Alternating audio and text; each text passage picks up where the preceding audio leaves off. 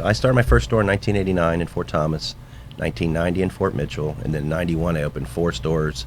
All went into Sight and Sound stores that were a big electronics place in the greater Cincinnati area. And got married all in about a 4-month period. I got married and opened 4 complete more stores. Pretty crazy, 1991.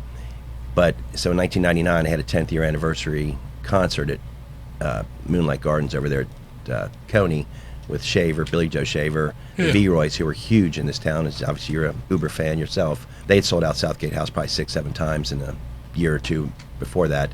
So it was free, but you had to get a ticket at one of my stores, and it was a crazy night. We put about 1,200 people through the door that day at Coney, which if you'd had to pay for it, I'm sure it would have never been that big. And people came and went, and it was a lot of time, a lot of fun, and I got on the mic and thanked people and stuff like that. And that was a lot of attention for the store, and that was one of the highlights of my music career, selling music career, having people that still talked about that. And that's what, 24 years, about now 23 years away, or ago rather.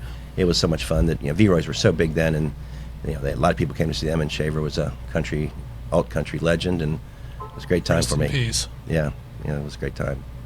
They were great guys. They enjoyed the perks. As I tell people all the time, Montgomery Inn was the backstage thing, and they really took care of me at Coney. My friend Jim was high up there, and they really took care of us. And he told me when it was over, he said, "Phil, you can have this every weekend if you want," because the arrangement was they didn't charge me for the venue, which was great, but they got the bar, and they had tickets, and they said, "No, you ran about 1,200 people through there, and they all had fun, so you can do this every week if you want." Oh, cool. So when are you doing it again? Heck no, that was tough. I got some more stories I probably shouldn't tell about how that came about, but they were so much. It was so much fun because they backstage before the show, and heck, they were about my age, so it was fun to hang with the V-Roys guys, and it was a good time. And then Shaver, who was the headliner, even though more people came to see V-Roys, and Billy Joe's son Eddie was just an amazing guitar player that half the world thought was a guitar god, but he couldn't have cared less about high-fiving or hobnobbing with anybody. He certainly just did his job, and he had what he liked to do, and but that it was and he passed about a year after that, so it was a fantastic show. And they both they both don't usually play in front of that size crowd at that stage of their career, so it was a great show, a lot of fun. Because even Southgate House wasn't holding 1,200 people, right? About maybe 6, and yours jammed. Yeah. So in Moonlight Gardens, it was like I said, they came and went, but there was a lot of people there, and it was people still remember that show, and that's a long time ago. So I do, but it was great. Do they do anything at Moonlight Gardens anymore? Very little. It's some wedding receptions maybe, and I remember maybe Old Crow was there maybe 10 years ago, but I hadn't heard anything about it in a long time. When I think Coney changed hands, I don't think the new management wanted to have concerts a few years ago. I think that happened. I may be wrong, but I don't think there's much there. Tear down the rides, tear down the it's just bandstand. It was fun because there used to be some blues shows that would be there, but again, it was a big crowd there because obviously it was a free ticket and something I always wanted to do. And what are some more of these wild stories?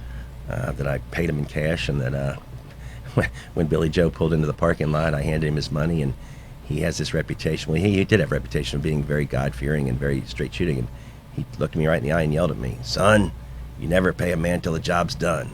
He goes, "I'll be back because I'm a man of the Lord, but you shouldn't." I'm carrying around all this cash in my pocket that I kind of, saved for about 2 years, and I wanted to maybe drink a little bit, and I wanted to get that cash out of my pocket. The V-Roys took it, and I told him about the backstage with Montgomery Inn and free beer, and like the Roadrunner, those 4 guys were upstairs drinking and eating Montgomery Inn, and Billy Joe left and went to Burger King. Didn't even come back for the spread. Went to Burger King. Crazy, but yeah, he yelled at me for paying him before the show.